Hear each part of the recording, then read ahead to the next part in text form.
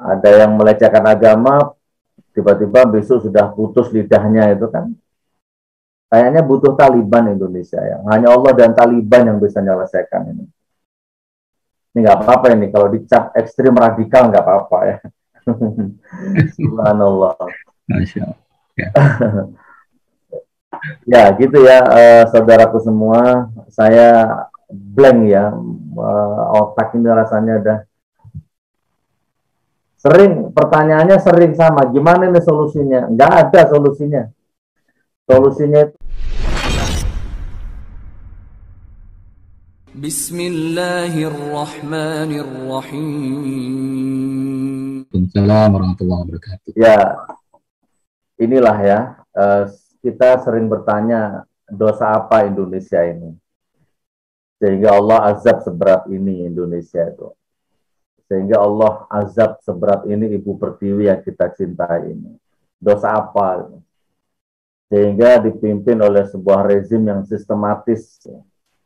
sistematis pembohongnya, apa ya, bobroknya, kotornya, najisnya, rusaknya itu masif gitu.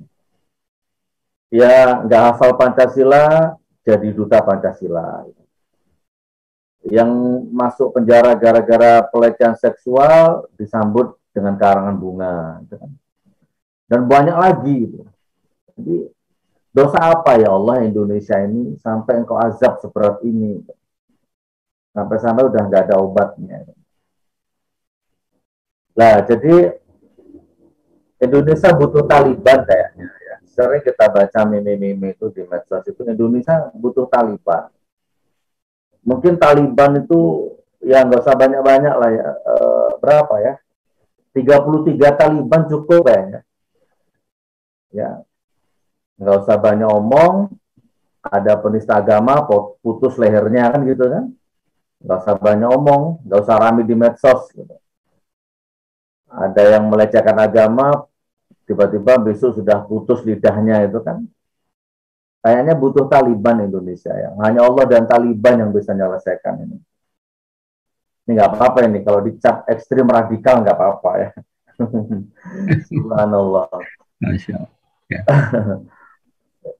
Ya gitu ya, saudaraku semua, saya blank ya, otak ini rasanya udah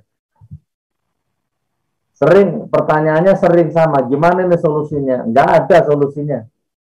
Solusinya itu dalam tanda petik ya, istana lah ya, istana Antabrata itu ditelan bumi, mati semua sama penghuninya, itu baru solusinya ya. Disapu tsunami, ludes semua, mati sama orang-orangnya, sistem-sistemnya tenggelam semua. Ya, sistem kapitalisnya, sistem liberalisnya, ya, sistem ribawinya. Ya, itu semua tenggelam, baru selesai. Diganti sama Allah dengan makhluk yang baru, ya. Yang takut dengan hukum Allah, taat dengan sunatullah, dengan sunnah Rasul, takut dengan ribawi, ngerti halal, ngerti haram. Nah, sekarang seperti ini, nggak ada. Jadi, tapi ya kita selalu bersyukur, ada sebuah hukum, ada sebuah teori bahwa biasanya kemenangan itu akan datang kalau benar-benar posisinya itu sudah apa ya, sudah terjepit ya, udah sangat terpuruk tuh biasanya tanda-tanda kemenangan datang. Gitu. Dan itu nanti terjadinya di luar logika kita semua. Sebagaimana kita tahu ketika Nabi Musa dikejar Fir'aun, tiba-tiba turun Firman, lari ke bibir pantai ya, lari ke tepi laut. Dan Nabi Musa nggak protes, harusnya kan kalau dari strategi perang manapun, itu kan nggak boleh dikejar musuh lari ke bibir pantai, itu kan nggak boleh. Teori perang manapun itu nggak ada itu.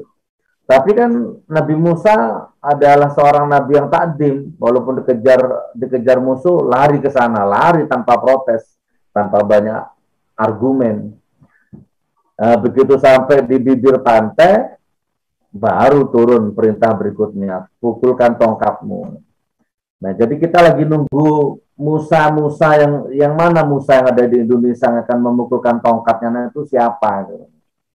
mudah-mudahan akan segera ada lah yang memukulkan tongkatnya sehingga terbelah buminya, tumpah lautnya, sehingga semua hukum-hukum ribawi, hukum-hukum ya laknatullah ini, pembohong, penipu, penjilat itu tenggelam semua bersama anak cucunya itu. Kurang lebih seperti itu. Iya. Ya, kalau boleh agak saya perlebar, Gus. Kira-kira dari apa namanya pernyataan-pernyataan para pejabat sekarang dan didukung oleh sebagian ini ya pejabat yang lain dan juga buzzer RP biasanya juga langsung menangkap hal seperti itu.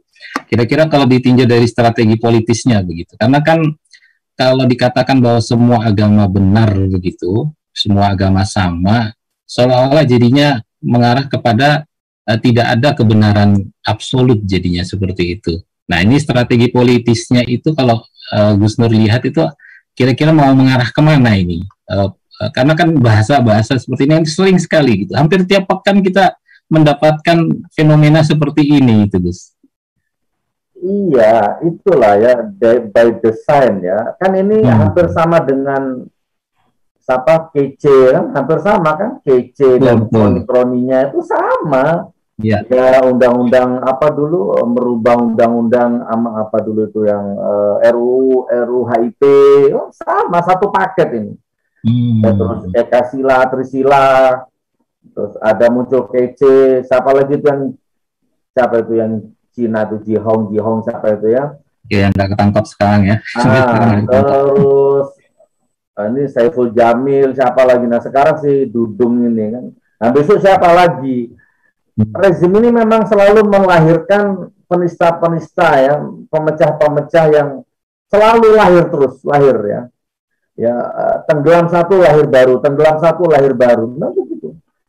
Nah jadi ya tadi itu nggak hafal Pancasila jadi duta Pancasila itu kan, tentara ngurusi agama, udah memang seperti ini, nggak ada obatnya. Oke, jadi semua agama sama. Saya nggak tahu itu apa kebanyakan makan uang haram apa ya, sehingga sudah mendarah daging ya, berkat khatamallahu ala qulubihim wa ala sam'ihim wa ala absarihim, mati hatinya sudah. Saya mengimani, saya fokus sekarang. Saya mengimani Al-Quran, surat Al-Imran ayat 19, inna dina indallahil Islam. Semua agama sama, semua agama baik, Kristen, Hindu, Buddha, Konghucu, karena kita dibungkus oleh bingkai Bhinneka Tunggal Ika. Tetapi imanku mengatakan inna dina indallahil Islam. Silakan semua agama baik, tapi bagiku agama yang diridai Allah adalah Islam. Titik. Mau engkau kalung apa senapan, ayo Gus, semua agama baik, semua agama benar. Tidak, agama diridai Allah Islam. Titik. Terserah kamu tembak, kamu gorok, terserah. Nah, itu kurang lebih. Enggak ada. Semua agama itu iya baik, universal baik, tapi yang diridai Allah, imanku mengatakan hanya Islam. Nah, jadi ya nggak apa-apa. Ya. Dia dibayar untuk ngomong seperti itu kan. Nanti dikira radikal ini Gus Nur ini, fanatis ini kalau begitu. Oh nah, saya fanatis kepada Islam. Saya mendarah daging kepada Islam. Aku Islam, aku Muslim. Mau apa kamu? Iya. Gitu ya. Tetapi aku tidak suka perpecahan. Ya, jadi ada Cina, ada Buddha, ada Konghucu, bahkan ada ateis, ada murtad sekalipun datang ke rumah saya, minta makan, tak kenyangkan perutnya, pinjam mobil, bawa, bila perlu tak kasih bensin, tak kasih sopir, bawa. Urusan duniawi, urusan syariat duniawi, nggak ada batas atau toleransi. Tapi kalau urusan akidah, jelas, barzahnya jelas, batasnya jelas. Iya. Jadi menarik ini Gus. Jadi artinya secara urusan akidah batasannya jelas. Secara dunia kita jadi meragukan itu pejabat negara yang ngomong semua agama sama, semua agama baik itu. Saya coba diintip sholatnya itu bener apa enggak, rukunnya, wudhunya. Jangan-jangan salah semua bab wudhunya itu. Jangan-jangan sama dengan yang Al-Fatihah itu. Jangan sama dengan yang la haula wala kata bala ya kan? Satu sistematis sudah. Mau diapain? Ini diazab negara ini, dosa apa negara ini? Ya mudah-mudahanlah kita, keluarga kita dijaga sama Allah. Amin. Baik Gus Nur, kita ada pertanyaan yang mengarah ke sana, apakah fanatisme beragama justru memperkuat dasar negara dalam sistem Islam? Ya, betul. Fanatik, tapi bukan fanatik buta. Fanatik yang ada akal sehat.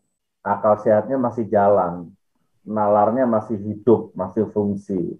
Harus fanatik, kalau nggak fanatik nanti abu-abu nanti. Cuman bukan asobia. Ya, Rasul Nabi Muhammad bersabda dalam sebuah hadis riwayat Abu Dawud, bukan dari golonganku orang yang asobia. Ya, fanatik terhadap bendera ormas, ya. Mati di dalam kefanatikannya, membela kiai, membela ormas, ya, itu bukan dari golongan kami, kata Rasulullah begitu. Jadi kita tegas, aku Islam, kan Allah ultimatum ya, dalam apa itu yang sering dibaca oleh khotib, ya ayyuhalladzina amanu, gimana Ustaz Ahmad itu, wala tamutunna illa wa antum muslimun. Ya ayyuhalladzina amanu taqullaha haqqa tuqatih wa la tamutunna illa wa antum muslimun. Ya kan? Hai orang-orang beriman, jangan kalian mati kecuali dalam kondisi Islam. Fanatiklah kepada Islam. Fanatik kepada iman, kepada akidah Islam ini. Fanatik kepada Rasulullah. Sudah. Tapi nalar tetap jalan, akal saya tetap jalan, logikanya ini tetap jalan, fanatiknya di atas logika. Nah ini kan enggak, Nabi dihina, diam, mati girohnya. Al-Quran dilecehkan, diam, tumpul girohnya. Ya kan? Kayak pura-pura buta, pura-pura tuli. Tapi begitu pemimpinnya dihina, ormasnya dihina, marahnya setengah mati. Siap mati demi ormas, siap mati demi kiai. Nah, itu kan asobia, itu baru fanatik buta, fanatik salah. Kalau kamu siap mati demi kiaimu, kamu siap mati demi ormasmu, aku siap mati demi agamaku. Aku siap mati demi la ilaha illallah Muhammadur Rasulullah. Nah, itu fanatikku begitu. Boleh fanatik, tetapi nalarku jalan. Oh, ada orang Kristen kelaparan, ya bagi-bagi makanan. Oh, ada istrinya orang pendeta lagi hamil, mau ke rumah sakit, gak punya mobil, pakai mobilku. Oh, aku membangun pesantren, ini materialnya kurang. Itu di depannya ada toko bangunan, tapi punya Cina. Ngebon, boleh nggak? Boleh. Di dalam Bhinneka Tunggal Ika, jalan hidup. Sebenarnya ini sepele, Mas, Ustaz semua ya, jamaah. Aduh, ini kan bab dasar nih.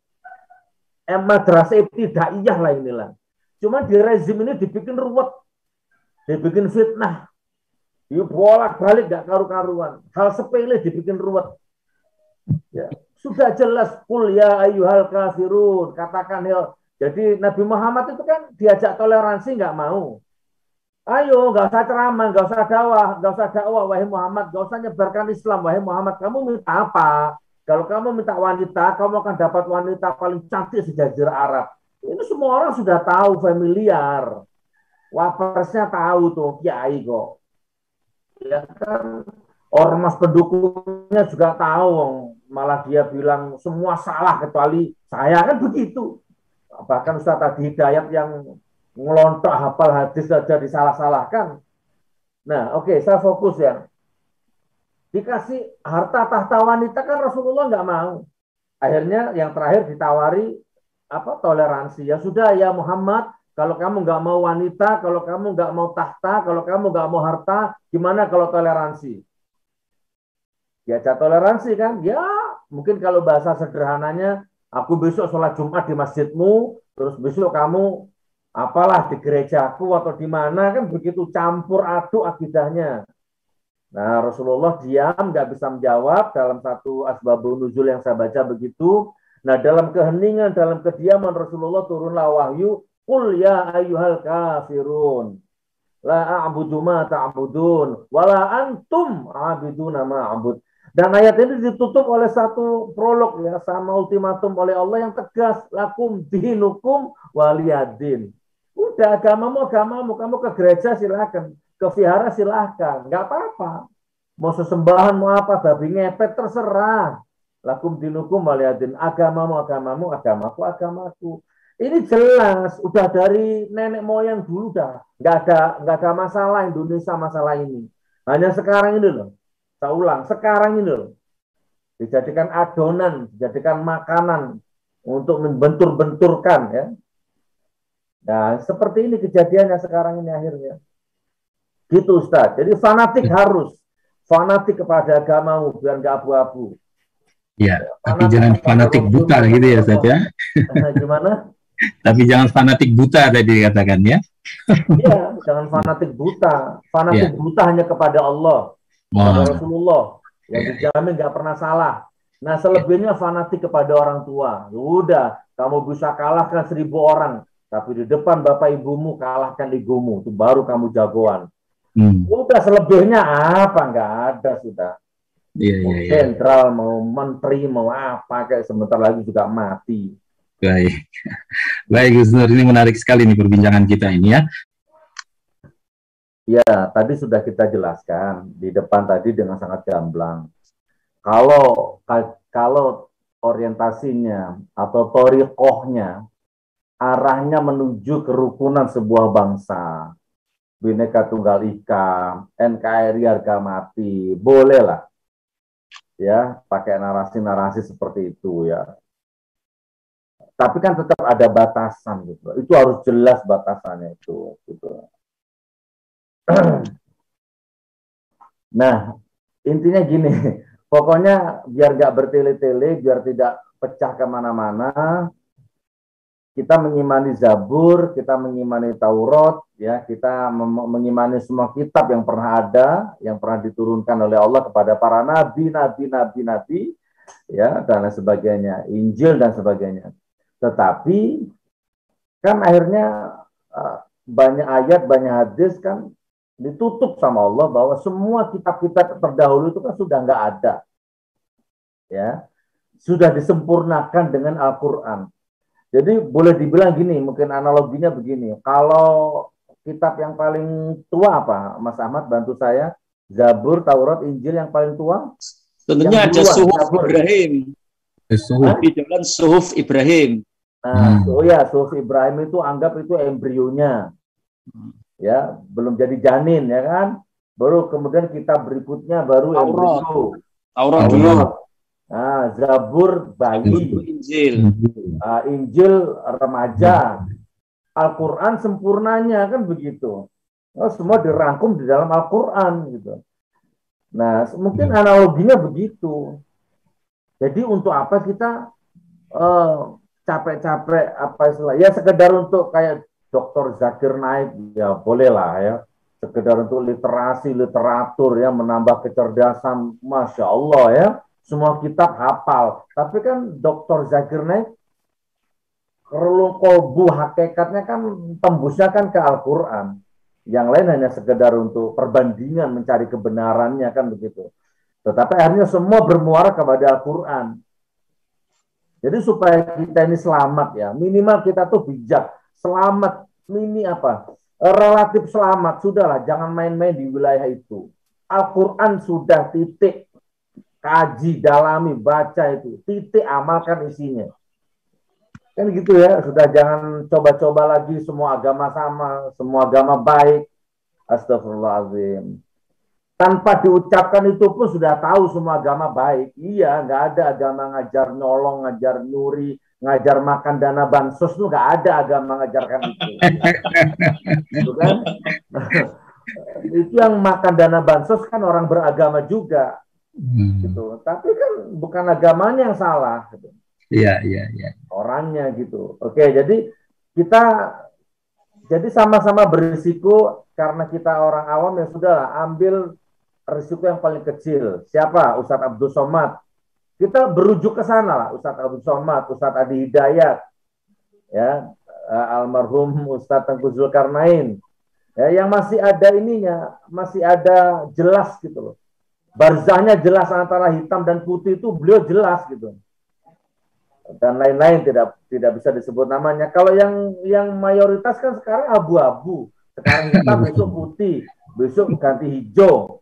Ya, sekarang haram, besok jadi halal. Halal bisa jadi haram. Kan begitu sekarang. Tergantung amplopnya, tergantung kepentingannya. Subhanallah. Gitu ya pertanyaannya. Jawabannya begitu, Mas. Iya. Baik. Lebihnya seperti itu. Sedikit-sedikit radikal. Orang mau menjaga hafalan Al-Quran dengan menutup telinga dikatakan ini pendidikannya radikal, Taliban gitu, Gus. Ini gimana tanggapan Gus Nur ini? Tafadhol. Unmute dulu, Gus. Mohon maaf. Ya. Itu hanya sebuah ibarat ya. Begini, saya sudah tidak menemukan lagi kata-kata yang bisa saya jadikan ibarat. Saya tidak bisa menemukan lagi hujah yang bisa saya jadikan umpama. Harus Indonesia butuh 30 Taliban karena memang saya udah nggak nemu kata-kata lagi sebagai umpama gitu loh. Apa? Ini penista agama bebas, sekuler bebas, liberalisme bebas, dipelihara, munafik, penjilat bebas, penghina agama, penghina nabi bebas, ya. Jadi kita apa tulisan gitu? Saya dilaporkan 3 hari ditangkap, langsung dijebloskan penjara. Terus saya balik, sementara kalau saya melaporkan 2 tahun nggak diproses. Nah, jadi apa terusan? Gitu. Saya warga negara yang mendambakan keadilan. Saya senang kalau di Indonesia ini keadilan ditegakkan tuh senang. Nah, berhubung seperti ini kondisinya, coba lebih memuliakan buzzer, penjilat, munafik daripada ulama. Lebih mulia Abu Janda Denny Siregar daripada ya Habib Rizik. Negara ini lebih memuliakan Abu Janda Denny Siregar, Eko Tuntadi, dan kroni-kroninya daripada Habib Rizik. Saya satu sel sama itu teman-teman SBI. Jadi kita lucu kalau di dalam tahanan. Kasusmu apa? Uang palsu. Kasusmu apa? Pembobolan rekening luar negeri. Oke, Beb, antum kasusnya apa? Saya panitia Maulid Nabi. Ada itu. Masya Allah. Oh, ada sekarang. Iya. Kasusnya apa? Saya panitia pernikahannya putrinya Habib Rizik. Jadi panitia Maulid Nabi masuk sekarang. Nah, jadi kita hidup di zaman seperti ini. Apa yang bisa saya ungkapkan? Kecuali hanya butuh Taliban. Nanti jangan-jangan besok dilaporkan. Radikal gitu. Ditangkap lagi, masuk penjara lagi gitu. Susah hidup ini memang. Jadi gini Mas, kembali ke pertanyaan tadi ya, ke materi ya. Kalau saya ringkas gini aja Mas, ini mungkin data ini, apa closing statement atau gimana lah. Gini loh, sudah jelas sekarang, ada kiri, ada kanan. Yang kiri, rezim. Yang kiri siapa? Kalau boleh saya sebut nama ini, umpama ini ya, yang kiri siapa? Dudung, Muldoko, siapa lagi? Wiranto, sang raja, sang nenek misalkan ya, siapa lagi? Banyaklah di situ. Terus ada Prabowo, Sandiaga Uno, ada Gerindra, ada PDI, ada siapalah di situ. Ada Bujanda, sekuler, liberal, apa semua agama sama. Apalagi hidup matiku kiai, apalagi lah Islam Nusantara. Ini bagian kiri-kiri nih, kan udah jelas nih. Siapa? Kiainya yaitu, pemimpinnya yaitu, kekuasaannya itu. Siapalah? Harun Masiku, siapa? Dana Bansos, mobil SMK, apalagi bantu saya. 10 juta lapangan pekerjaan, ada 11.000 triliun dalam kantongan saya. Nah, itu sebelah kiri. Sementara di sebelah kanan ada Habib Rizik, Ustadz Abdul Somad, ya kan, ada orang-orang yang didolimi, yang masuk penjara. Apalagi ya, ada siapa? Nah, Anda mau pilih yang mana? Udah gitu aja, udah jelas kok. Anda mau ikut yang kiri atau yang kanan? Udah putuskan sekarang. Ya, cuman kalau mau ikut yang kanan, resiko ngomong dikit dilaporkan Anda. masuk penjara. Nanti kalau Anda ngomong di warung, warungmu ditutup. Kalau Anda ngomong di Facebook, di-banned Facebookmu. Itu risiko jadi orang yang kanan tadi itu. Ya, kalau kamu ngomong di YouTube, YouTube-mu di-take down. Itu risikonya. Dilaporkan sekarang, besok diproses. Tapi kalau kamu di sebelah kiri, ya sama Denny Siregar, Abu Janda, Eko Kuntadi, siapa itu Syiah, Ahmadiyah, semua agama sama, Menak. Nah, kamu aman di situ. Udah pilih yang mana? Aku milih yang kanan, terserah apapun resikonya. Nyawa taruhannya nggak apa-apa. Nah, udah jelas. Kita ini nggak tahu loh, 1 jam ke depan ada tsunami atau enggak, kita nggak tahu loh. 1 jam ke depan ada hujan pasir, kita nggak tahu. Jangan-jangan kita ini siap-siap dijadikan tumbal oleh Allah. Allah akan hancurkan rezim dolim ini, dan kita yang tidak ikut apa-apa akan hancur juga. Tapi yang jelas, statusnya jelas. Walaupun besok, umpama ini, walaupun besok jenazah kita ditemukan di sebelahnya jenazahnya Abu Janda, nggak masalah. Yang penting di hadapan Allah jelas statusnya. Oh, ini mayatnya siapa ini? Oh, ini mayatnya Gus Nur. Ini siapa? Oh, Abu Janda. Nggak apa-apa. Walaupun mayatku harus berjejeran dengan Abu Janda. Yang jelas, hujahku jelas. Gitu. Sama matinya. Sama proses bentuk matinya. Tapi insya Allah di hadapan Allah nggak sama derajatnya. Itu Allah Akbar. Jadi saya jadi bergelora juga ini pernyataan Gus Dur ini.